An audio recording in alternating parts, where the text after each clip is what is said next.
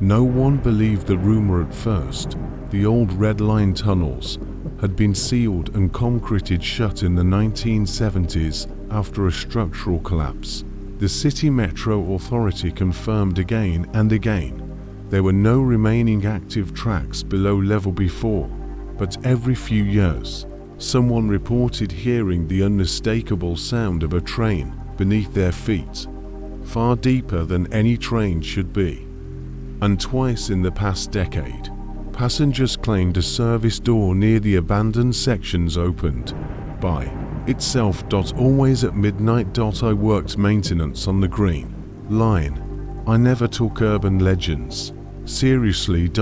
Until the night we received a radio call from an operator who sounded on the brink of choking. There's a platform down here.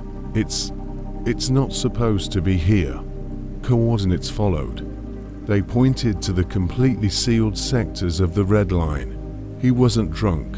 He wasn't confused. I knew his voice, steady, professional, never prone to panic. So I went to find him. The service corridors were colder than usual, condensation-coated pipes like sweat.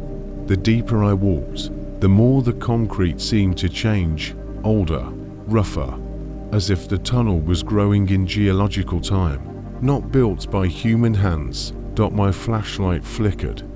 From ahead came the unmistakable sound, train brakes, screeching metal, movement. Impossible. I stepped into a passageway where a concrete wall should have been. And found a platform. It stretched impossibly long, longer than any station, disappearing into thick, dark fog at both ends. Dim yellow lights glowed overhead, but none were connected by wiring.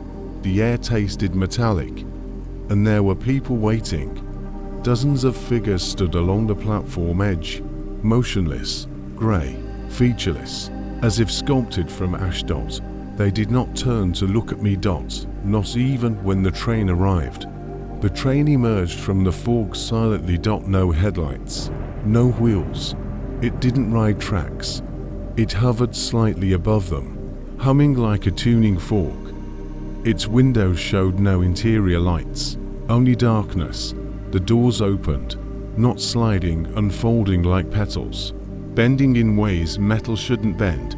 The waiting figures boarded one by one. None made sound. None touched the ground.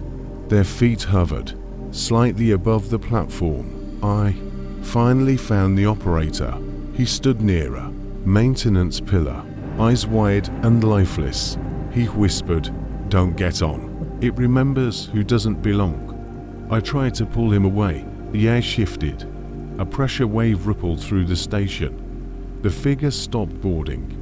Every head slowly rotated toward me, not turning at the neck, but swiveling the whole upper body, as if jointed.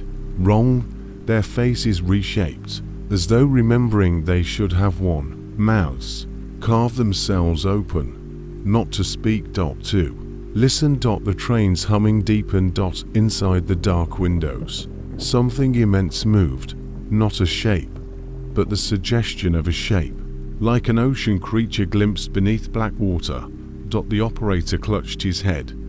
"It's mapping us," he whispered. "It needs shapes to copy, memories to fill them." The fog thickened. It wasn't smoke. It was breath, exhaled from the train. Searching. A voice filled the station. Mechanical, fractured, not meant for a human comprehension. Boarding incomplete. The ashen figures lifted into the air as if pulled by invisible strings. The air bent around me. My bones vibrated. The train began taking my outline, my height, posture. The angle of my shoulders reflected in its metal surface, like wet clay molding itself. I forced myself backward. The station warped, the floor stretching, lights elongating like strands of molten glass. The train was pulling me into its memory. I grabbed the operator and ran. The fog clawed after us. The humming rose to a scream. Behind us the voice echoed. "Passenger record lost. Recovering." A suction force tore at my back. At the very last moment, we crossed into the maintenance tunnel, and the platform vanished. Gone. Replaced by an unbroken concrete wall. The operator collapsed unconscious. Metro authorities dismissed the incident as a chemical leak-induced hallucination. Thermal scans showed no platform. No alternate track. No voids in the concrete. Yet, deep tunneling sensors picked up something. Moving cavity beneath the city. Following train routes. Always one step ahead of detection. I've seen it twice since. Through the windows of a passing train. A dark parallel tunnel where no tunnel exists. Platform flashing by for a split second. Figures waiting, and the silhouette of something enormous behind them, shaping itself into the passengers. It has stolen across centuries.